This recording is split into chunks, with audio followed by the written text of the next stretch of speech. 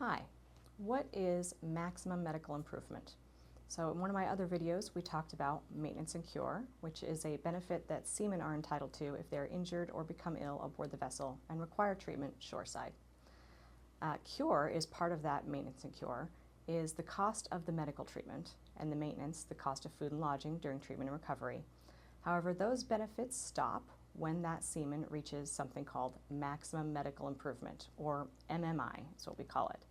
That's the point at which that seaman has either recovered fully from illness, 100%, recovered fully from the injury, you're back to where you were before the moment you got injured or became ill.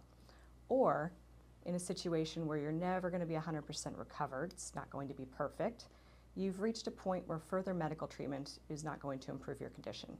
That's what we call MMI, and at that point, the maintenance and cure benefits stop. If you have any further questions, please give me a call.